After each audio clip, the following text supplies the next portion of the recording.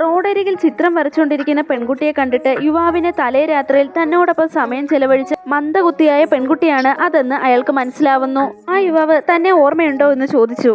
പക്ഷേ ആ മന്ദബുദ്ധിയായ പെൺകുട്ടി അയാളെ എതിർത്തു. ഈ സമയത്ത് യുവാവ് അവളോട് ചോദിക്കുന്നു, ഞാൻ നിന്നെ ആലിംഗനം ചെയ്യട്ടെ എന്ന്. കുട്ടി ഉടനെ തന്നെ അവനെ കെട്ടിപ്പിടിക്കുന്നു. അപ്പോഴേക്കും അവരുടെ കുടുംബത്തിലെ ഒരു വേലക്കാരൻ കയറി വന്നിട്ട് ആ പെൺകുട്ടി ഒരു മന്ദബുദ്ധിയാണെന്ന് പറയുന്നു. അവർ അവളെ ബലം പ്രയോഗിച്ച് അവിടുന്ന് കൊണ്ടുപോകാൻ ശ്രമിക്കുന്നു. ഇവിടെ നടന്ന തർക്കത്തിൽ പെൺകുട്ടിയുടെ ചിത്രം താഴേക്ക് വീഴുന്നു.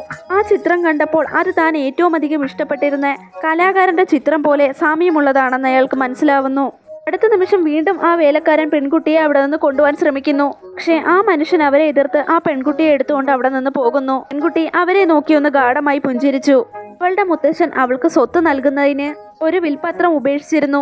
വിൽപത്രം ലഭിക്കാനായി രണ്ടാനമ്മ അവളെ സ്ഥിരം ഭീഷണിപ്പെടുത്തി. സ്വയം സംരക്ഷിക്കാനായി ഒരു മന്ദബുദ്ധിയായി നടിക്കുകയല്ലാതെ അവൾക്ക് വേറെ മാർഗമില്ലായിരുന്നു. പക്ഷേ പെൺകുട്ടിയുടെ രണ്ടാനമ്മ അവളുടെ ചിത്രരചന കഴിവുകളെ വളരെയധികം ആഗ്രഹിച്ചിരുന്നു. കുടുംബത്തിൽ നിന്ന് രക്ഷപ്പെടാനായി അവൾ തന്റെ ജോലി ഉപയോഗിച്ച് പെൺകുട്ടി തന്റെ പെയിന്റിങ്ങിൽ ഒരു മരുന്ന് തളിച്ച് ആ പുരുഷനോടൊപ്പം രാത്രി ചെലവഴിക്കുന്നു.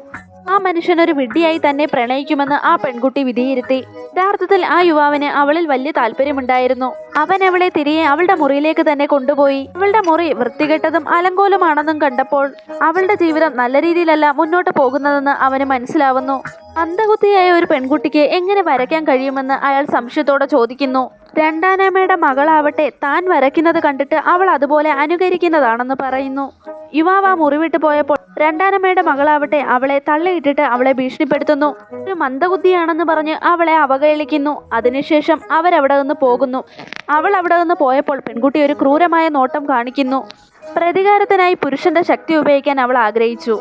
പിന്നീട് അവൾ അവന്റെ മുൻപിലുള്ള ജനൽപ്പടിയിൽ നിന്ന് പുറത്തേക്ക് ചാടുന്നു. ഭാഗ്യവശാൽ ആ യുവാവ് അവളെ പിടിക്കുകയും ഇങ്ങനെ ചെയ്യുന്നത് അപകടകരമാണെന്ന് അവളോട് പറയുകയും ചെയ്യുന്നു. അവള് അവനെ കിസ് ചെയ്തിട്ട് നിന്നെ കണ്ടെത്താൻ വേണ്ടിയിട്ടാണ് ഇങ്ങനെ ചെയ്തതെന്ന് പറയുന്നു.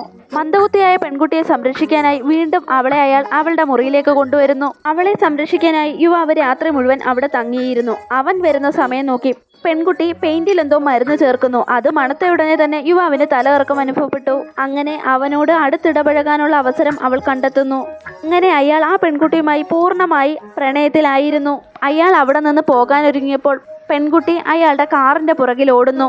പോകുന്ന വഴിയിൽ പെൺകുട്ടി വീഴുന്നതായി കാറിന്റെ ഗ്ലാസ്സിലൂടെ കാണുന്ന യുവാവട്ടെ കാർ നിർത്തി അവളെ എഴുന്നേൽപ്പിച്ച് അവൾക്കൊരു തോക്ക് കൈമാറുന്നു. അതിനുശേഷം അവൾക്ക് വാക്കു കൊടുക്കുന്നു എന്നേക്കുമായി ഈ വീട്ടിൽ നിന്ന് അവളെ അവനോടൊപ്പം കൊണ്ടുപോകുമെന്ന്.